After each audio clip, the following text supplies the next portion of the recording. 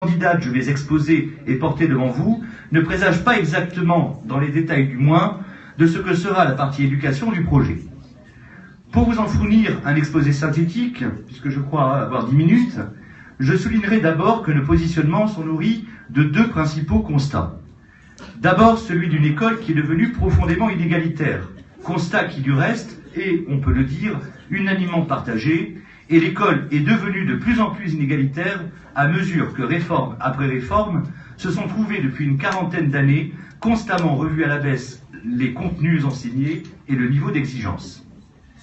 Ensuite, celui de notre perte de souveraineté en matière éducative. Notre pays, la France, est devenu de moins en moins maître de ses politiques éducatives. Les ministres successifs, de gauche comme de droite, à commencer par François Fillon avec sa loi d'orientation de 2005, se bornant à traduire et à répercuter les directives de l'Union européenne. Il nous faudra donc, condition absolument nécessaire à la mise en œuvre du grand plan de redressement dont notre système scolaire a tant besoin, recouvrer notre souveraineté éducative. L'école de la République doit donc être refondée sur le principe d'égalité républicaine, premier point. D'une égalité bien comprise qui se situe à l'opposé de l'égalitarisme qui a produit toujours davantage de nivellement par le bas. Depuis au moins la réforme Habile de 1975 portant création du collège unique. Nous voulons une école qui réalise pleinement l'égalité des chances. L'impératif qui est aussi sa mission la plus noble est en effet qu'elle parvienne à remédier aux inégalités sociales d'origine que non seulement aujourd'hui elle maintient, mais pis encore amplifie. Pour que l'école donne des chances égales à tous les enfants et les jeunes, et qu'elle puisse par là remédier aux inégalités sociales donc, il faut qu'elle renoue pleinement avec sa mission d'instruction, que les enseignements exigeants soient dispensés à tous les enfants et leur permettent, selon leurs compétences et leurs efforts, d'aller au plus haut de leurs capacités. Et cela commence évidemment dès l'école primaire où tout se joue. L'école primaire et tout particulièrement l'école élémentaire ont les justes désignations de leur mission. Elles doivent prioritairement transmettre aux enfants les éléments de toute instruction, c'est-à-dire les savoirs fondamentaux que constituent la lecture, l'écriture et le calcul. Ainsi, chaque enfant doit sortir du primaire en maîtrisant ses fondamentaux. Cela exige, du point de vue des contenus, qu'ils cessent d'être revus à la baisse et que leur transmission ne soit plus différée, mais aussi une révision des méthodes d'enseignement. Ce sont les méthodes éprouvées qui doivent être retenues et appliquées. Très significativement, l'apprentissage de la lecture. Les méthodes actuelles relèvent en réalité de la fausse modernité, outre qu'elles ont condamné depuis une bonne quarantaine d'années bien des enfants à la dyslexie. Ce que nous apprennent au contraire les études neurologiques les plus récentes, c'est que le cerveau exige des apprentissages allant du simple au complexe, en l'espèce de la lettre à la syllabe, puis au mot et à la phrase. L'impératif d'égalité exige ensuite que soient mis en place des paliers d'orientation et de sélection justes, qui doivent permettre à tous les enfants et les jeunes d'accomplir leur scolarité et leurs études en s'épanouissant et en parvenant à donner le meilleur d'eux-mêmes. L'un des principaux chantiers sera ici celui de la revalorisation effective de la voie professionnelle. Elle ne doit plus être choisie par défaut, ce qui s'accompagne toujours d'un sentiment de relégation. Elle doit au contraire faire l'objet d'une revalorisation symbolique d'ensemble. Nous prévoyons à ce titre la création et la généralisation de grandes écoles des métiers, auxquelles mèneront des classes préparatoires professionnelles qui devront, pour certaines, trouver place au sein des lycées les plus prestigieux. De même que devra avoir lieu une grande réforme de l'apprentissage pour que celui-ci devienne pleinement qualifiant et gratifiant. En outre, il faudra impérativement résoudre le problème du collège pour que chaque enfant y trouve sa place. En l'espèce, l'impératif est d'en finir avec le collège unique.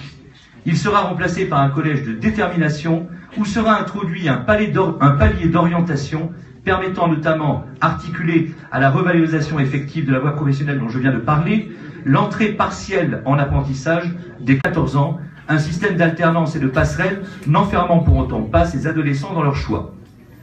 À l'autre bout de la scolarité, il faudra bien sûr, dans le bien des étudiants et de leurs familles, qu'opèrent des filtres préalablement à l'entrée à l'université.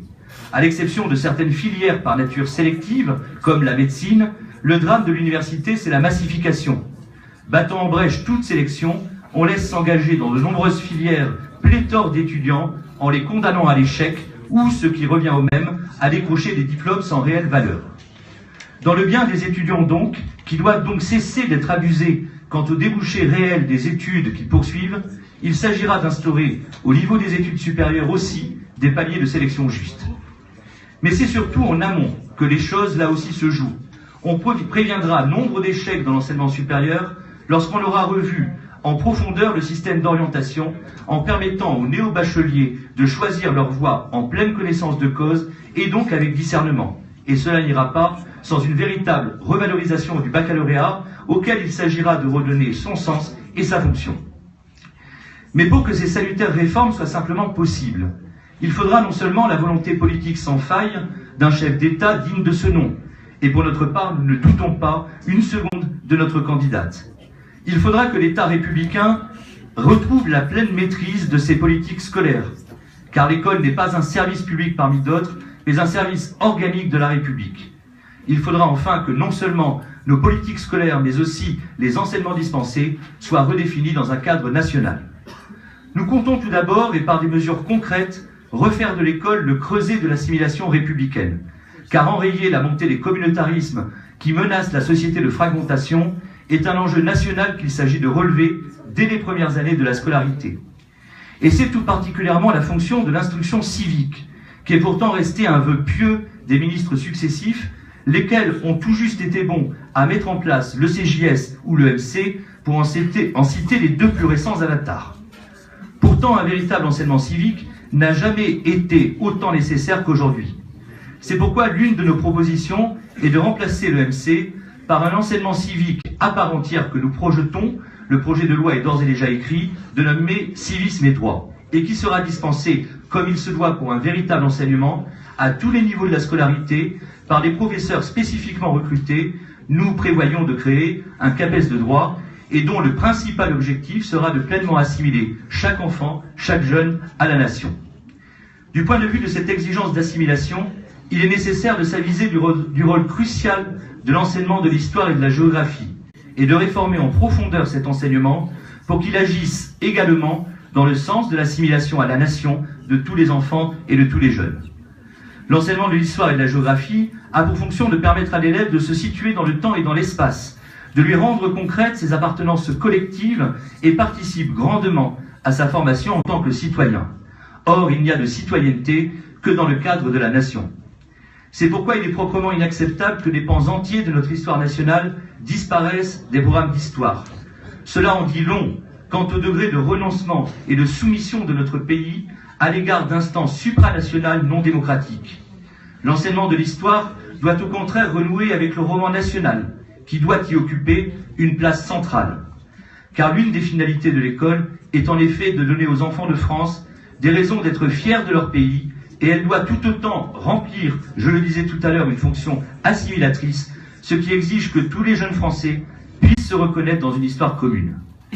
Si l'enseignement de l'histoire doit permettre à tous les élèves de s'identifier au roman national, celui de la littérature doit favoriser leur accès au récit et au style dont est pétrie l'âme française et qui ont assuré et doivent continuer d'assurer le rayonnement culturel de la France. Concernant enfin l'administration des établissements scolaires, enfin, puisque c'est une république volontariste qui ne pourra réformer l'éducation nationale et l'enseignement supérieur qu'en leur donnant des directives suivies des réfléchir sur les modalités de la nécessaire et progressive recentralisation de l'administration. L'ensemble du système scolaire souffre aujourd'hui d'un défaut de centralisation et de cohérence nationale, ce qui est particulièrement sensible au regard du peu de contrôle qui s'exerce relativement à des expérimentations pédagogiques plus ou moins hasardeuses. Notre pays a un besoin urgent d'un grand plan de redressement de son système scolaire et non que les initiatives locales interfèrent avec une politique qui ne peut être conduite qu'au niveau national. C'est du reste une exigence républicaine de garantir l'égalité de tous les élèves devant les enseignements dispensés en matière d'apprentissage de la lecture comme en tout autre. En conclusion, par son école, une nation prépare l'avenir de sa jeunesse, c'est-à-dire son propre avenir. Les politiques scolaires doivent donc être décidées au niveau national, et c'est à l'État qu'il incombe de prendre en charge les politiques organisant le système scolaire, définissant pour chaque niveau d'enseignement ce qu'il s'agit d'enseigner et comment. N'oublions pas que notre école était, il y a quelques décennies encore, l'une des meilleures au monde. Que s'est-il donc passé pour qu'aujourd'hui, comme objectivée par les classements internationaux et ressentie par de plus en plus de Français, elle fasse défaut à ce point? Puisque c'est par son école qu'une nation prépare son avenir, le fait que l'école aille mal, et la nôtre se porte très mal, constitue le révélateur parfaitement clair de ce que la nation a renoncé à elle-même, a perdu ses ambitions et n'a plus grande idée de son avenir. Ici comme ailleurs, la France doit donc retrouver sa souveraineté, sa politique éducative doit être réorientée dans le sens de l'intérêt individuel des élèves qui rejoint celui collectif de la nation. Il nous faudra donc regagner une pleine souveraineté éducative, dimension décisive de cette souveraineté nationale qu'il nous faut plus généralement retrouver. Je vous remercie.